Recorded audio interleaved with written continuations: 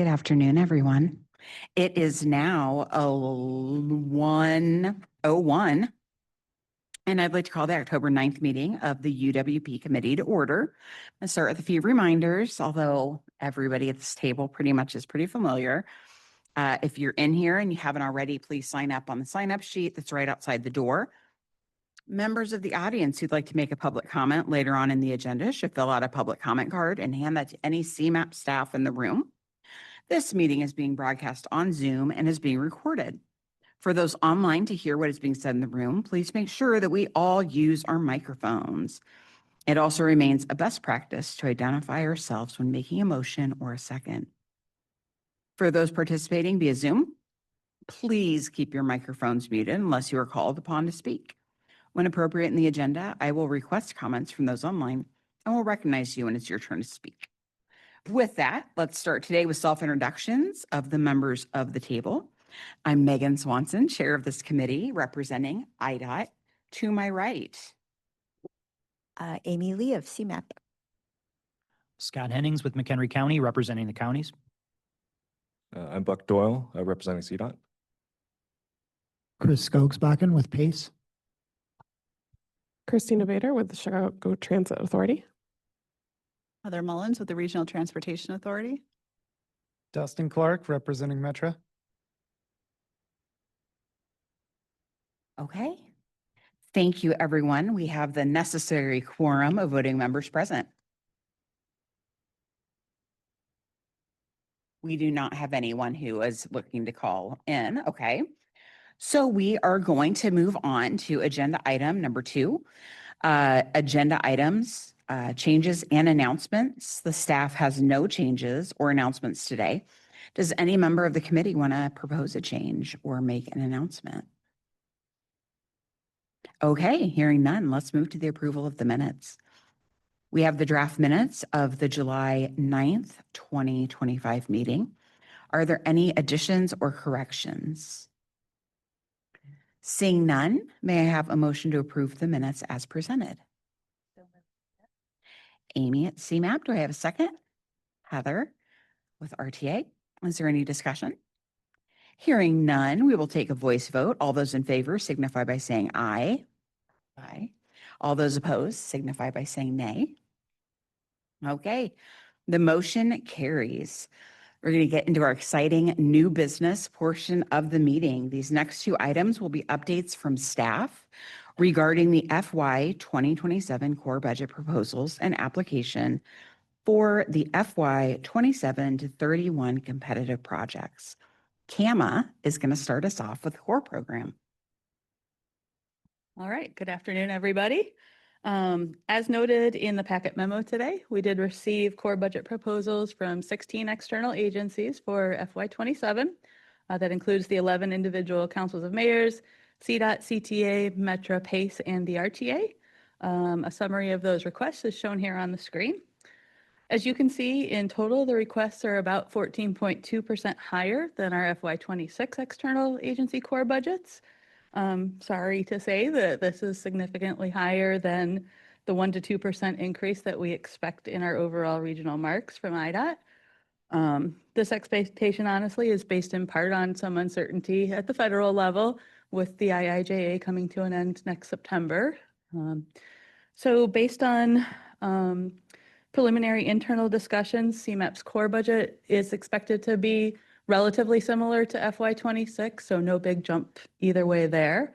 And then as we'll hear later on the agenda, the competitive program requests are a little bit below the $1 million that CMAP has committed for the competitive program. So there's a little bit of fluidity there, which helps us with the core program as well. But really the reality for this year is that we're not going to be able to accommodate everybody's requests as submitted. So over the next few weeks, staff is going to be letting agencies know what we think can be accommodated, and we'll work with each of the agencies individually on what activities, be that personnel or expenses, can be cut back a little bit to get us within the budget that we actually have. In adjusting those amounts, kind of things that'll be considered, first and foremost, what's the criticality of the activities and tasks related to meeting the MPO's core responsibilities? What efficiencies can be gained and cost effectiveness of having certain activities completed externally? For example, tip changes that are done directly by all of you. You have first-person knowledge of the status of projects, and that is, a much more efficient way for tip changes to go than for CMAP staff to do those tip changes. So we'll consider things like that. And finally, we'll be taking a look at agency's historic ability to fully spend our allocated funds, keeping in mind that any unspent funds don't come back to this region. So, yeah. I think also as the CMAP budget is developed, those same factors will be considered internally and alongside of the external request. So it's always a balancing act. As all of you know, you all are responsible for doing budgets at your individual agencies or contributing to those. So, it's a back and forth process.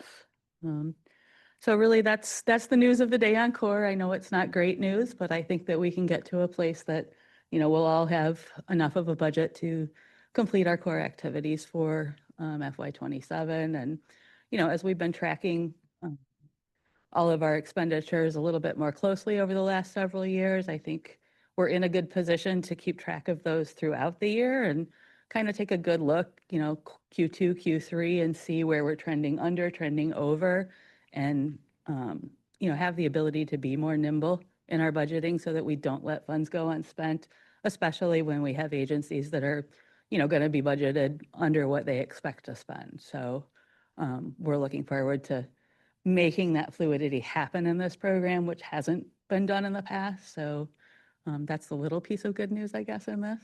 But that's really all I have to say on core today. Are there questions, comments, concerns? Sure.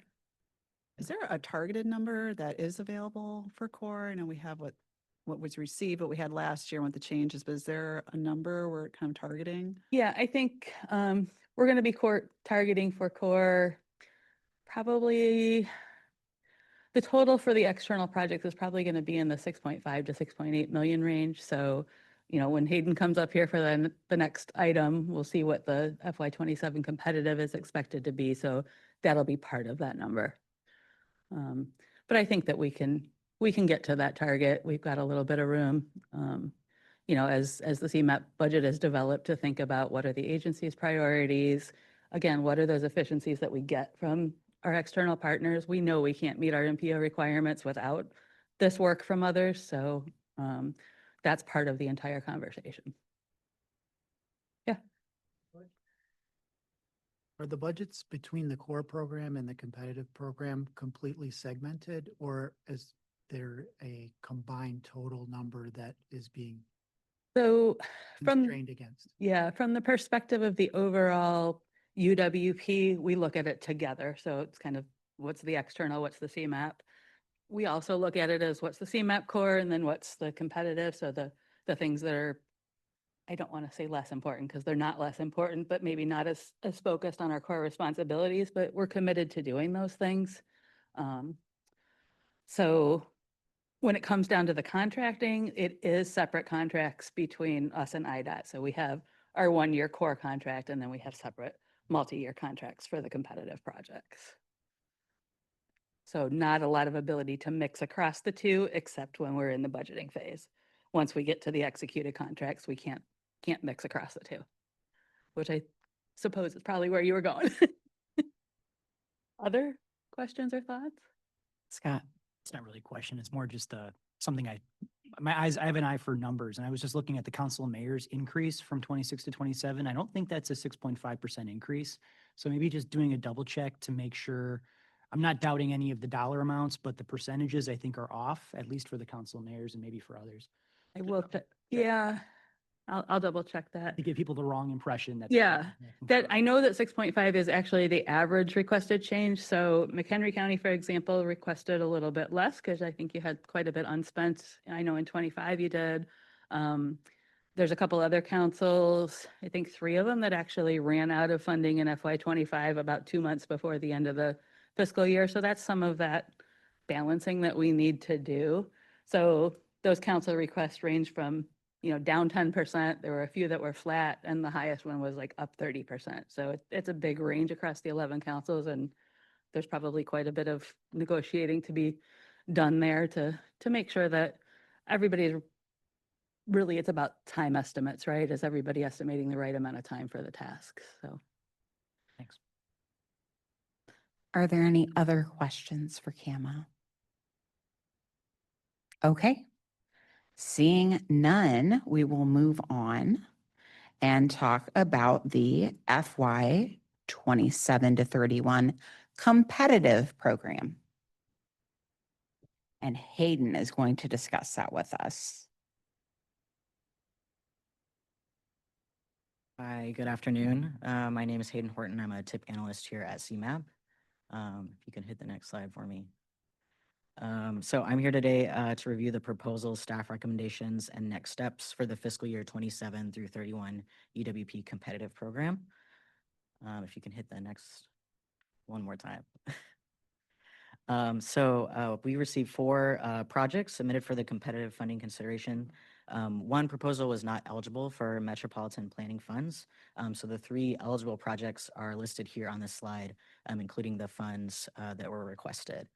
You can find more information about all of the projects, including the schedules and more detail about the funds requested in your packet. If you can hit the next slide for me. So we applied the methodology and calculated these preliminary scores. You'll notice that one category, the emerging issues, is still set to TBD, and that is because the committee will be scoring that portion. So CMAP staff will be reaching out over the next couple of weeks to coordinate with y'all and calculate the scores for that last section. And then we'll be able to reach an overall score. So that brings me kind of to next steps. So we will, based on the scores, the preliminary scores that we've calculated, staff would like to recommend that all the projects are funded as requested. So we'll post project proposals for public comment, hopefully early next week. And then, like I said, we'll reach out to y'all to calculate that last score so we can reach overall scores through November 7th. So we'll present the final scores and staff recommendations to this committee at our next meeting in November. And then from there, present at the Transportation Committee in December and the MPO Policy Committee in January. So I think that's all I have to share. Does anybody have any questions? Who has questions for Hayden? Anybody? Okay. Oh, all right, Heather. I'm just wondering, so 3 eligible projects, do you have any sense of, why other agencies maybe didn't apply? Or I don't know if you've reached out to other agencies that didn't apply and just kind of get a sense of, it's kind of a low number and just kind of curious. Sure, I what might might be going on. toss that one to Kama. This is my first committee presentation. You got to go easy on me.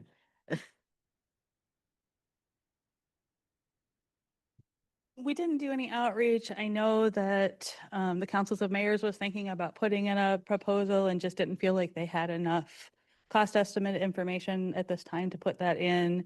I don't know, Scott, do you know from the county perspective if anybody was considering something and didn't put it in, or just the timing isn't right now?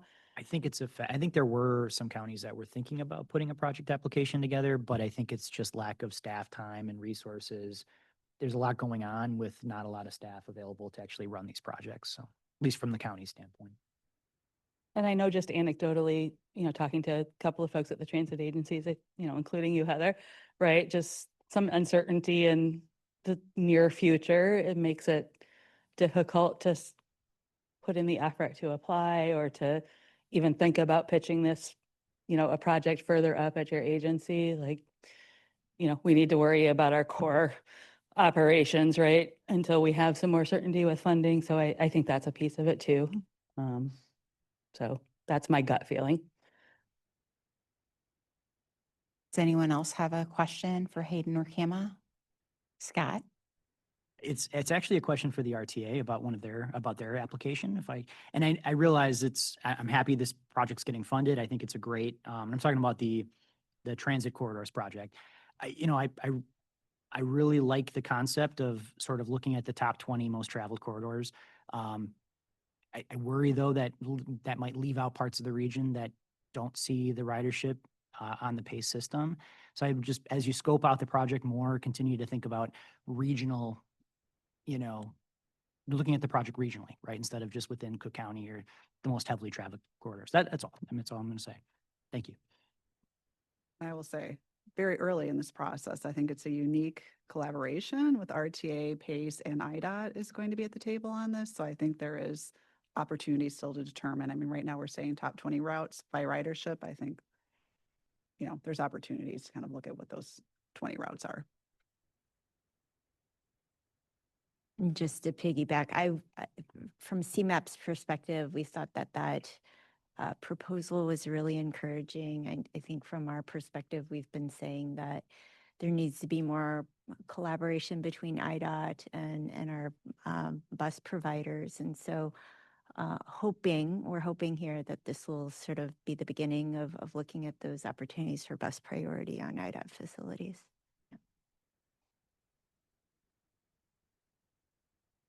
Okay, anybody else?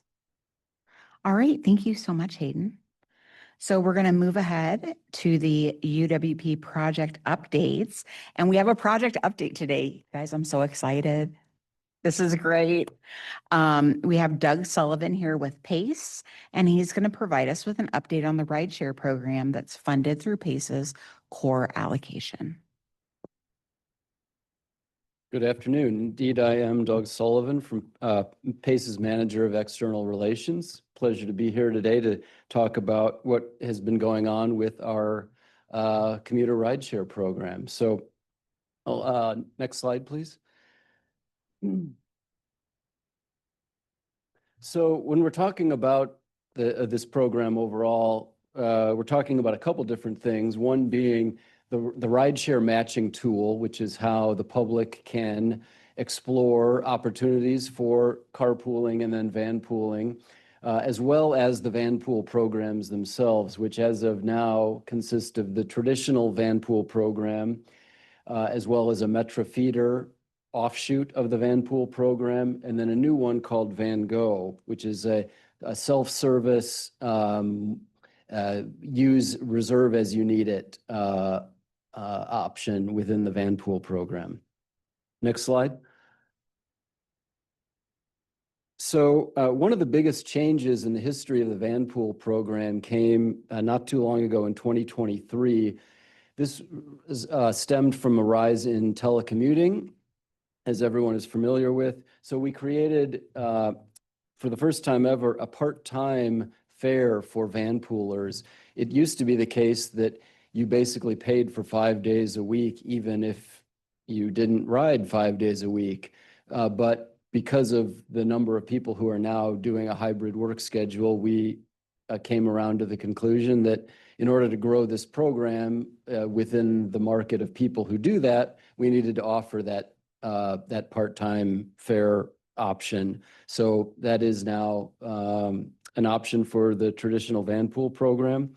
A couple of the other changes happening somewhat recently were the minimum age requirement lowering from 23 to 21, and some simplification of the driver requirements.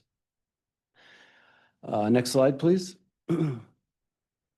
So this is the Van Go service. We launched this in 2022 with a pilot in Lake County.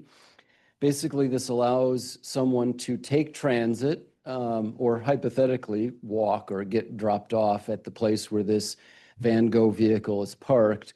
So the way the program works is you reserve the vehicle the day before. We give you a code. So you walk up to the vehicle, you type the code in, the door unlocks, the key is in the vehicle, and you take yourself or others, if you have multiple riders with you, to your workplace. And then in the reverse on the way back. So, and you drop the van off in this designated parking spot. So we've now got this two locations in Lake County, as well as Palatine, Rosemont, Itasca, and then just this month, we're starting our newest one in Joliet. It costs $5 a day for the user. Next slide. So quickly, some clarity on the term rideshare as we use it at PACE.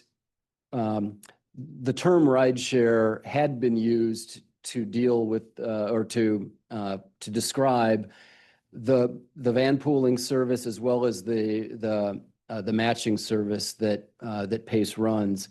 But because we started this rideshare access program, which is using TNC providers as our partner, so we changed the name for what had been called rideshare to commuter rideshare to differentiate these two programs that PACE runs.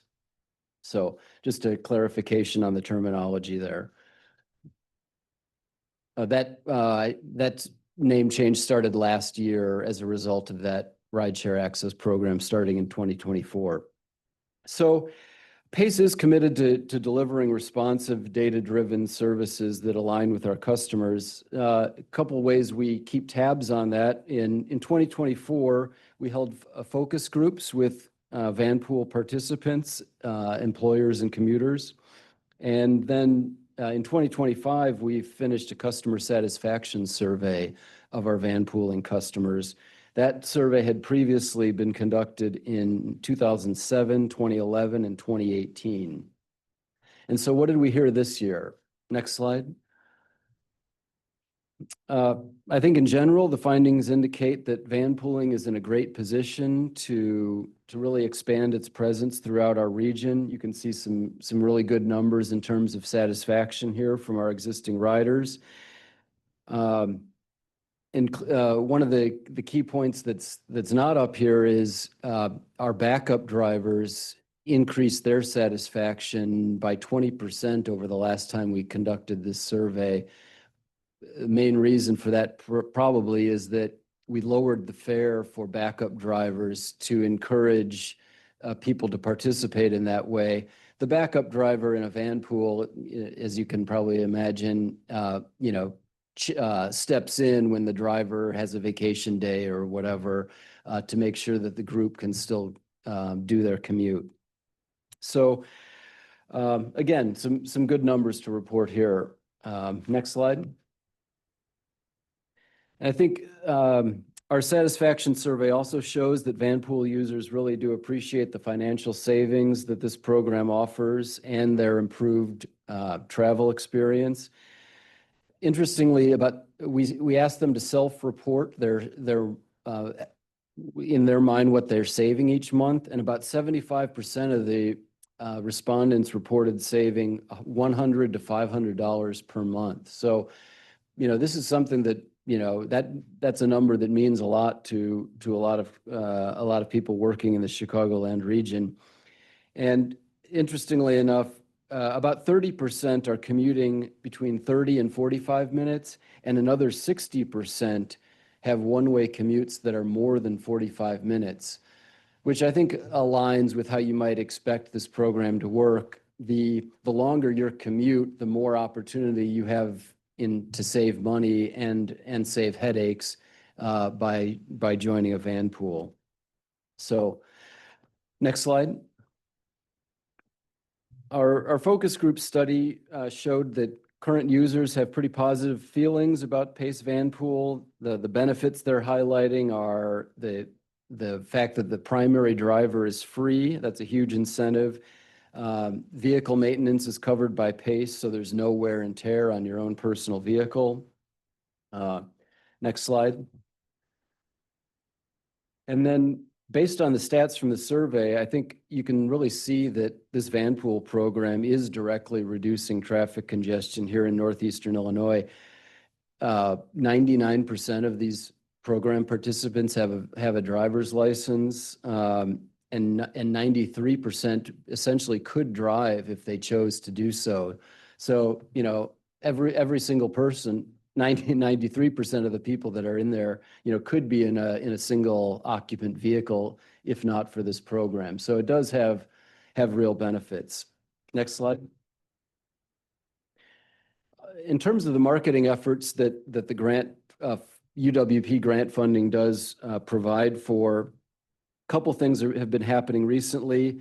We incorporated that new nomenclature as well as the customer insights that we've been learning over the past couple years into our marketing efforts. Next slide.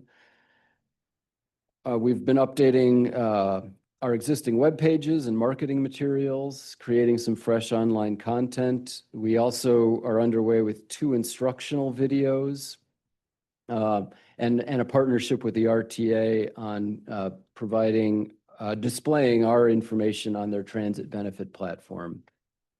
Next slide. To attract more visitors and enhance the user experience, PACE redesigned these web pages to be more self-serve, more engaging, easier to read, improved search engine optimization, everything you'd expect of a website these days. Next slide. I think one of the other conclusions from our customer satisfaction survey that was good to hear was that these revamped web pages really did outperform the previous version. So that was proven out to be worth the investment. Next slide. I mentioned these how-to videos. We've got 2 of these nearing completion. One is explaining how to join an existing group, and then the other focusing how to form a new group.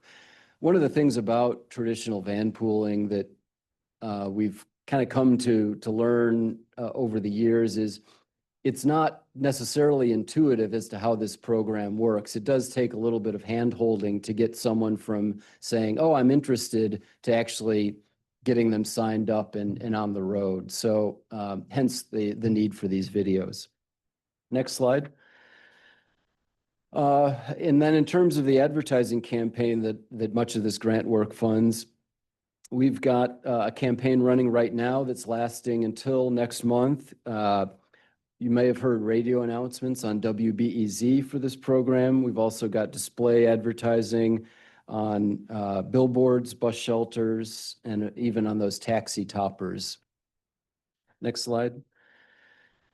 The paid search marketing will display Vanpool ads online according to keywords entered in web browsers. So for instance, if someone is searching for carpools in Chicago, the Pace Vanpool website is the first result they get due to the investment in this advertising effort. Next slide. We've also been doing some social media work that you can see here. Next slide. And then here's the new logo that incorporated that change in the rideshare term that I talked about earlier. So, and that leads into my next slide, if you wouldn't mind, which is a project that's been underway for quite a while now, and now here in late 2025 is really starting to get underway in earnest, is updating these hundreds of roadway signs that you might have seen throughout the years across the region. You can see here there's kind of a hodgepodge of obsolete naming conventions, obsolete logos, obsolete phone numbers, URLs. So this has been a long-standing pet peeve of mine personally, and now that we have that new logo and new term that we're going to call this program, we're going to go through the process of updating all these signs. Some of these signs are so old, this group may be interested to know that the list of locations that we got where all these signs exist today was from CATS. So this has been a while that these have been up. So it's time for an update. And the next slide, please. Here is a version of the new sign that we are intending to proceed with. I will caveat that by saying we're dealing with 6 different highway jurisdictions as part of this program. So some are requiring a slightly modified version of what you see here, but this is pretty much it. And with that, I'll be happy to take any questions. What an interesting and effective program. Does anyone have any questions for Doug? Just a quick question, Doug, just to help me better understand. in a nutshell, what's the difference between Van Go, Van Pool, and rideshare again? So Van Pool, I'll call it traditional Van Pool, is PACE provides a vehicle to a group of 4 or more participants, and they're commuting on a regular pattern, either 5 days a week or 3 days a week, whichever sort of fare amount they buy into. So that's a repeating commute, a regular commute by that same group of people essentially every day. Van Go is a reserve as you need it program. So it could be as little as one person who's just reserving that vehicle for that day. So for someone who is, this program was born out of the need for someone who rarely works at their office in person, but needs but doesn't have their own car. Perhaps this is a way for them to take transit and just reserve that vehicle for that day that they're commuting to their office. That one so you pay as you use it. It costs $5 a day per rider or per commuter. And then rideshare is sort of an all-encompassing term. I'll say commuter rideshare is the all-encompassing term that under which all of those programs are sort of housed in our world. The traditional Van Pool, the Metra feeder Van Pool, the Van Go, and the matching tool, the matching service that we operate. Heather? Thank you. I think these are some really underrated programs that PACE offers, so I'm glad to see some more advertising on that. Do you have any data on how many people are using the programs, like how many ride shares are operating currently? Yes. So as you can imagine, the Van Pool numbers changed a lot as a result of the pandemic. So I'll give you some historical context here. In 2019, there were about 180 traditional Van Pools traveling around the region every day. By 2020, that dropped to 70, so cut by more than half. Back up to 85 by 2022, and now is at 103. So we're still not really even close to back to where we were pre-pandemic, but like everything in transit, we're on the upswing. We also haven't advertised in quite a while because of some of the I'll call it challenges within that program at the height of the pandemic. But now that we are advertising it again, we think there's some real opportunity for growth there that we're ready to meet. Go ahead. I just wanted to kind of piggyback on Doug's answer to Amy. And Doug, if I say anything out of line, you can feel free to correct me. My understanding would be like a traditional Van Pool being sort of like a carpool on steroids, where it goes from the primary driver's home, whereas the Van Go might be more located at a transit center, so like a multi-seat type of commute, so that they can complete the commute. Doug, would that be accurate? Yeah. One of the many nuances of the traditional Van Pool program, the driver is basically keeping that van at his or her house, overnight and on the weekends, and can even use it for personal use to really incentivize that person to participate in the program and probably get rid of their family's second car or third car or something like that. So, yeah, that's the traditional Van Pool program. And to further elaborate on the ride share, it's my understanding that, incorporates the PACE Van Pool program as well as the carpool matching that PACE provides.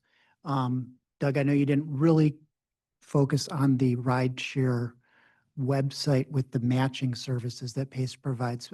If you could maybe just give a quick shout to that, because that could be the starting point for someone that maybe doesn't know, who do I match with? How do I start up a carpool?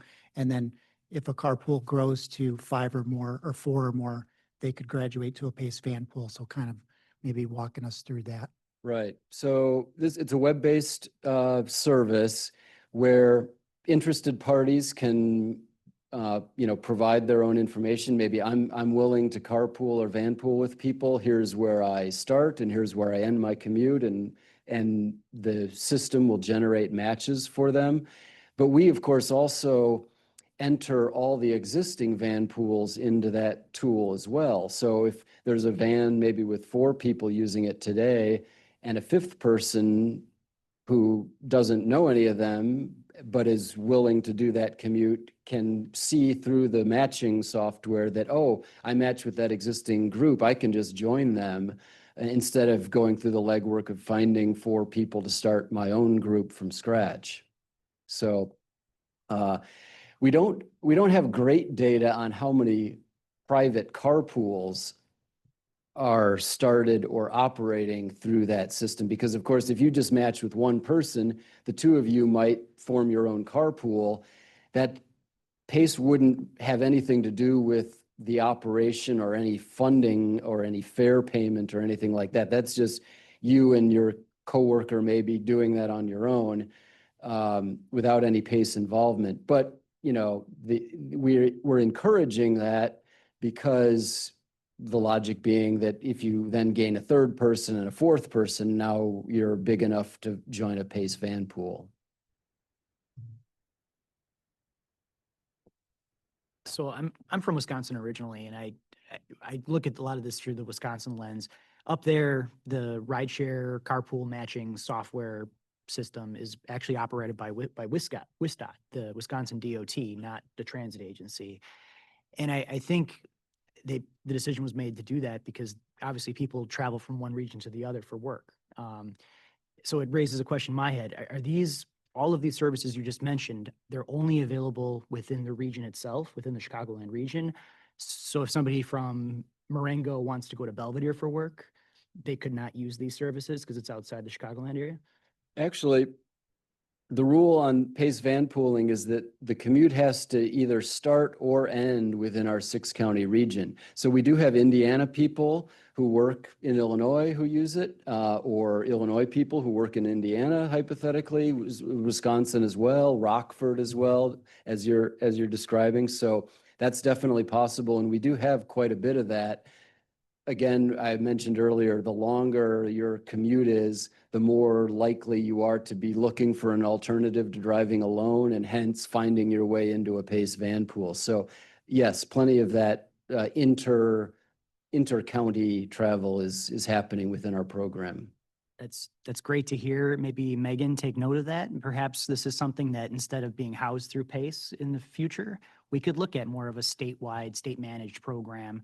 And that way, the funding you guys are spending on this program could be reinvested into traditional type transit services instead of on these, what I would call quasi-transit, right? They're not really traditional transit related options, but thanks for that. Yeah, just to build off of your point, Scott, it is interesting because I hear what you're saying. A lot of these things are typically operated out of DOTs. And so I guess this is my question as it relates to PACE, right? I can see how having these options are nice, particularly in cases where you're seeing that maybe a fixed route service doesn't quite justify continuing its operations and you're providing customers with an alternative, right?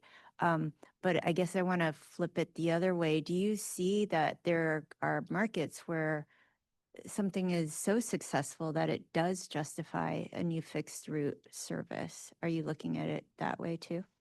So I think, yes, that is something that we're looking at. I think the magnitude of the ridership on this program probably doesn't lend itself to meeting the demand for a fixed route necessarily, because while it is true that we do have some popular destinations, for instance, O'Hare Airport and the employees that work there are a pretty big market for van pooling.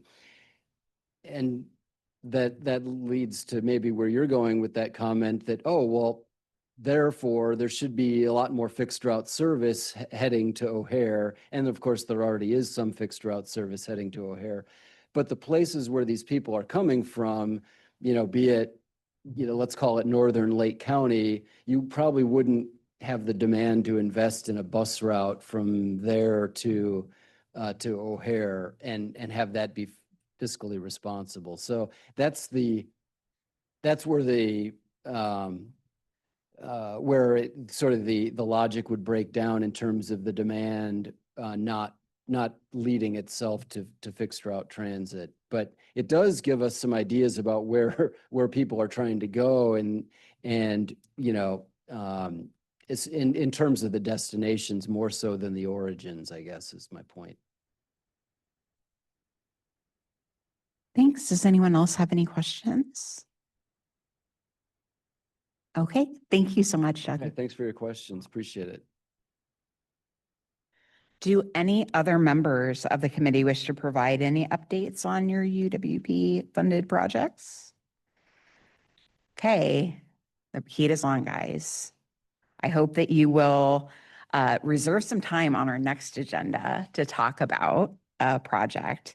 I think it's so good because we just really learn about what's going on and gives you a chance to brag on what you've been doing. So please consider that for our next meeting in November. Is there any other business to come before the committee? Hearing none, we'll move on to public comment.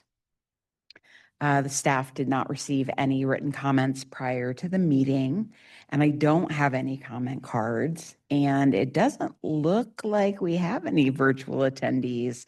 So since there are no comments, I'd like to announce that the next meeting is scheduled for November 19th. And may I get a motion to adjourn? So moved. May I have a second? All those in favor? Say Aye. any opposed? Okay, we are adjourned at 1:42. Thanks, everybody. Have a great rest of your day.